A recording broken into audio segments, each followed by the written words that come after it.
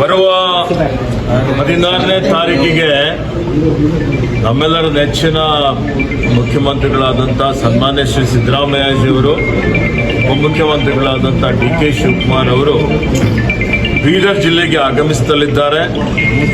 ಈ ಜಿಲ್ಲೆಯಲ್ಲಿ ವಿವಿಧ ಇಲಾಖೆಗಳಲ್ಲಿ ಅಭಿವೃದ್ಧಿ ಪರ ಕೆಲಸ ಕಾರ್ಯಗಳಿದ್ದಾವೆ.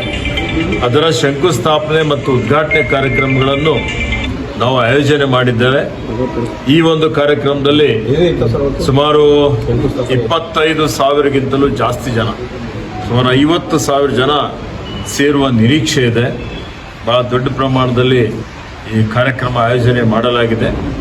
ಮತ್ತು ಇದರಲ್ಲಿ 1,000 ಕೋಟಿಗಿಂತಲೂ ಜಾಸ್ತಿ ಅನುದಾನದ ಮೊತ್ತದ ಕಾರ್ಯಕ್ರಮಗಳನ್ನು, ಯೋಜನೆಗಳನ್ನು, ಉದ್ಘಾಟನೆ ಮತ್ತು ಶಂಕುಸ್ಥಾಪನೆ ಕಾರ್ಯಕ್ರಮಗಳು ನಡೀತವೆ.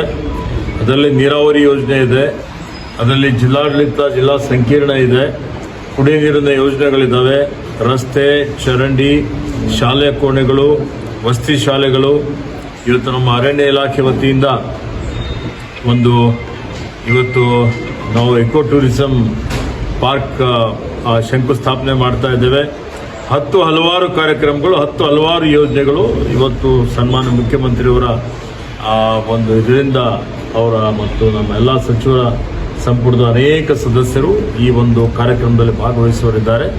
ಇವತ್ತು ನಾನು ಪೂರ್ವ ಸಿದ್ಧತೆ ಸಭೆ ಕರೆದಿದ್ದೇನೆ. ಪೂರ್ವ ಸಿದ್ಧತೆ ಸಭೆಯಲ್ಲಿ ನಾವೆಲ್ಲ ಕೂಲಂಕುಷವಾಗಿ ಇದರ ಬಗ್ಗೆ ಚರ್ಚೆ ಮಾಡಿ ಇವತ್ತು ಭಾಳ ಶಿಸ್ತುಬದ್ಧವಾಗಿ ಈ ಜಿಲ್ಲೆಯ ಸಮಸ್ಯೆಗಳನ್ನು ಸನ್ಮಾನ್ಯ ಮುಖ್ಯಮಂತ್ರಿಗಳ ಗಮನದಲ್ಲಿ ತರ್ತೇವೆ. ಜಿಲ್ಲೆಯ ಅಭಿವೃದ್ಧಿ ಪಥದತ್ತ ತೆಗೆದುಕೊಂಡು ಹೋಗುವಂಥ ಕೆಲಸ ಎಲ್ಲರೂ ಒಗ್ಗಟ್ಟಾಗಿ ಸೇರಿ ಮಾಡ್ತೇವೆ.